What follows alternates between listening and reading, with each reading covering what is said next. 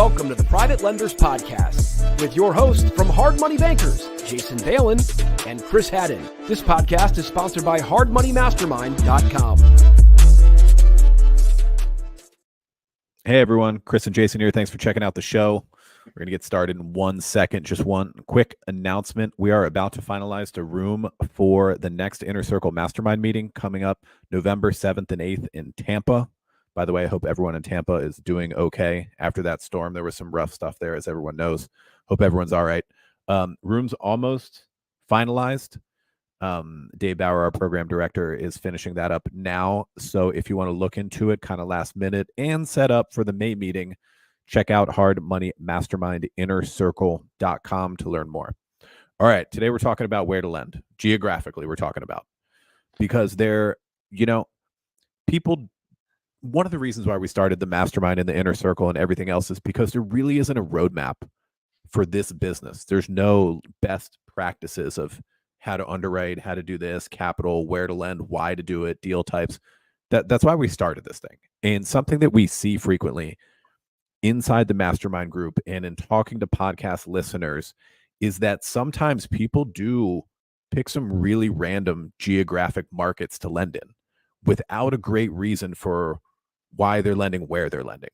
So we're going to pick that apart, hopefully give some best practices for you today. Well, I think that the reason why they do that is they get borrowers that need capital in certain markets, and then they start lending to those borrowers. Maybe they're a friend, maybe they're somebody they met at a conference, maybe they are a referral. And, let's say they're in Texas, right? And they get a deal in whatever, our market, right? Baltimore or DC, Washington, DC, right? Any of our markets. Doesn't really matter. And then all of a sudden it's like, oh, I got this borrower. He's a good borrower. He's flipping houses. He knows what he's doing. He got this deal. And next thing you know, you're lending money to somebody halfway across the country without even really knowing the market, the laws, much about it besides what the borrower is telling you, right? You don't know those areas, right? You there's no way to. I mean, the U.S. is a huge, huge area. And I mean, we started lending locally just in the DC area and then into the Baltimore area because it just happens that those markets are pretty darn close. And it took us years before we expanded into another market and learned it with partnerships to do that. And we went all in on learning that. And, we met with attorneys. We wanted to make sure there was no licensing requirements. We wanted to see what the foreclosure laws were, wanted to see if there was any commercial usury. So we're constantly talking to some of these lenders throughout the country. I'm like, why did you even pick to lend in this particular market? Well, it's like, somebody was highly referred to me and they seem like they're doing some really good things. And that doesn't necessarily mean that the loan you did was bad in that area. The purpose of this episode and the purpose of this conversation is like, you got to define where you want to lend and why.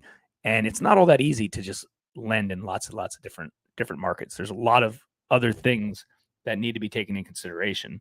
So, I don't know, Chris, where else you want to go with this conversation? Because I've got a few exceptions to this rule. I actually do believe that if you're in a state and you want to lend in another state, there are potentially ways to do it conservatively, and there's our exceptions to this rule. But I think the general rule of thumb is it makes sense to lend in your local market or an area that you really, really know, or an area that you want to learn and know, right? Like, I'll give you another really quick example. Sorry. We had a consulting client in California, and they didn't want to lend in California because the prices were too high in their particular markets. They were scared, which I don't blame them. I would be as well, to put too many eggs in one basket. They had several $1 million to deploy. They didn't want to do each loan at $1 million. I don't blame them for that. And they had another market that they identified, and they said, we've been to this market lots of times. We have a vacation rental in this market, and we're trying to learn this area. And I think, in our opinion was, if you're going to go all in this new market and learn this market and create resources and have vendors and understand the laws, I think that's a fine idea. Definitely do, to do it that way. But it's not like dabbling in one market to the next. I think that makes it very challenging. Super challenging. Yeah, let's break it down by bullet points. So we're going to have a few of them. We've, touched on a couple of them, but like, let's go over these. Number one bullet point, lend at home first.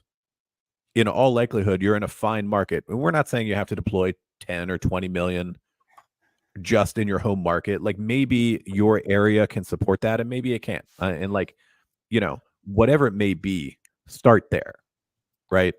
You are local to the properties. You can visit them. You have MLS access, or at least you should.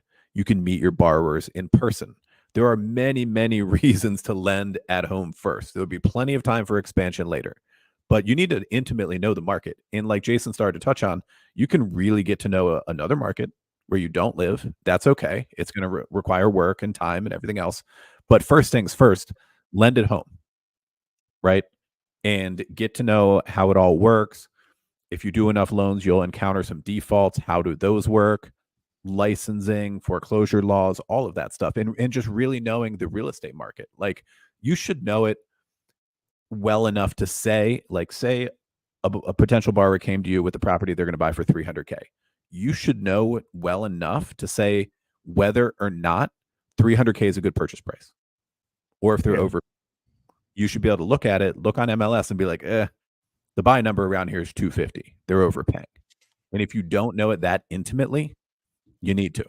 So that bullet point one, lend at home first, and then we'll jump into some others too.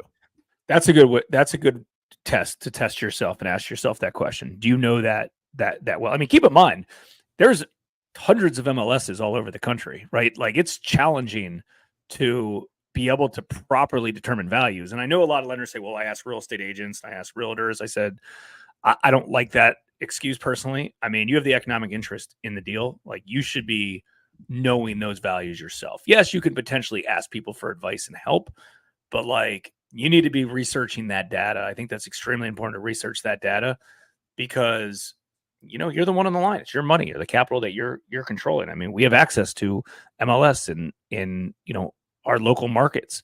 And if there's an area, I mean, listen, in every state, there's rural areas or there's areas outside major metropolitan areas. So there might be areas, even if you lend in whatever, we'll use Virginia, for example, right? Because we lend in Virginia. Northern, we focus on Northern Virginia. We don't necessarily do Southern Virginia. We don't know the area. We don't have access to MLS. We don't have vendors, resources, things like that. Is the state laws the same in Northern and Southern Virginia? Sure. A lot of the things are the same. Is foreclosure process the same? Yes. But we don't know those areas.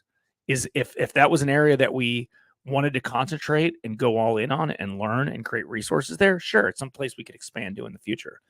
But that's not where we're at. We want to make sure that we fully understand those values. And if you don't know them, that's okay, but you got to learn them, right?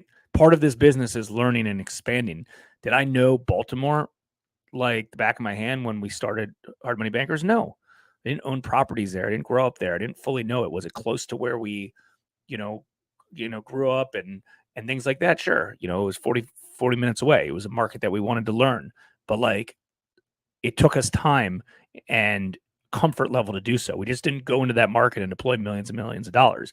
We did one deal in the neighborhood, went to the area, met the people, learned the area, met investors, met other hard money lenders, and we expanded from there slowly. So yeah, do you want to walk through? Let's jump to the next bullet point, which is expanding geographically into a new market by teaming up with somebody local to that market, which is exactly how we expanded beyond DC and Baltimore when we moved to Philly and our partner Ian Walsh came on board about 10 or so years ago, 10, 11 years ago. You want to walk through what that process is like to really dive into a new market? So I think partnerships are hard in general. That's kind of a different conversation for a different episode. But yeah, I mean, if you want to lend in a different market, that's okay. But again, you either have to be the boots on the ground and learn it, or have a very good trusted partnership with somebody who's going to be the boots on the ground and run it for you. Ian, who we partnered with, like Chris said, 10 years ago was, college friend, had wholesaled hundreds of properties. He owned lots of fix and flips, right? Like we were tied into him on other deals in general before it organically turned into a partnership. And in essence, he was there, but like and I'm not saying you have to do this, but like, if you remember, Chris, like we were up in Philly pretty damn often. Like Yeah, no, we were. especially at the It beginning. was like launching a new company almost. Yeah, exactly. Like launching a new country. But regardless, that not necessarily has to happen. Point being is you have to have real trust for somebody. And when you create a partnership, like you do it slow. You don't just open up a territory and deploy $10 million there the next month. Like it took us a long time to scale and grow that company because we were cautious and we were conservative and we wanted to see deals perform. I think one mistake that a lot of hard money lenders do is they do too many loans before they see a deals cycle through and mature through. I think real estate investors fall into that same trap sometime. Like it's good to see deals mature and cycle through the process before you continue to add and add and add it on, right? Because you learn from that, and you want to learn even if it's the hard way on a few transactions, not dozens and dozens. It's something Right. you made a mistake. So I think identifying the right partner is important. And, I think anybody here could identify the right partner and lend in a lot of different markets if they chose to, but, you have to have, you have to have the right, the easiest way to say it is you got to have the right person to do that. And I think that's a hard person to find, to be honest with you. Yeah, I agree that that's probably, a more built out conversation that we could do on another episode. I have another bullet point. I don't know if this is exactly one of the ones that you had jotted down, but here we go. I was thinking about it, so let's do it. So you can lend opportunistically in other markets with very conservative underwriting. And I'll give you some examples of where we do that and where we don't. So we've done maybe a dozen loans in Florida. We're not located in Florida. We don't have MLS there. We don't have boots on the ground. It's not our lending market. We get Florida leads like we do in many areas of the country where we don't lend. And we've done about a dozen of them very conservatively with borrowers who are well-heeled financially and loan amounts, 50% or less of the as-is value. We haven't even done like a big ARV thing. We have funded construction there. Max, more. Sometimes they're more like 40. We have done construction loans there, but not in a situation where we needed a future value. The as-is value is good enough for our loan. So yeah, we have been opportunistic to lend in Florida conservatively here and there. We don't depend on it, but if it pops up and they're good deals, and they have been good deals, you can do that. We do that. Yeah. And here's an example on the other side. We also get a lot of leads in New York. Now, mind you, we lend in New Jersey and they border. New Jersey, legally speaking, is a tough lending market. It's not favorable to the lender. We don't have to get into the ins and outs of that. But it is a very strong real estate market. There's a lot of high property values in North Jersey. New York is just a more extreme version of that. The laws are even more difficult, yet the property values are even higher. Market's very busy around New York City, Long Island, suburbs of New York on the north side. We have never closed a loan in New York. And we, especially me, are a bit afraid of it. We've looked at some deals, we've quoted a few, we've never closed one. I'm afraid of New York for some of the legal reasons, and then some of just how the communication goes with potential borrowers. Like, I'm not dying to lend in New York by any means. We could do it opportunistically. Yeah. We haven't decided to do that. Yeah. I think kind of like. I think what the key word you said was opportunistically. Like over time, we've tried to be opportunistic, and as deal flow has come in certain areas, we will try to put together extremely low leveraged quotes for high quality borrowers. That's in essence what we would entertain. High quality borrowers, good credit, good experience, good cash, good assets with low leverage. And most of the time it doesn't work. Sometimes it does. And that's why we were able to do some of those deals in Florida. I mean, we shared an example where we did a loan where the borrower bought a property for $650. It was a rental property, and they were doing a 1031, and they only needed a loan for $200 and 700 credit and things like that. They needed a quick close, and it made sense. It's a state that, is lender friendly. It was an area that made sense.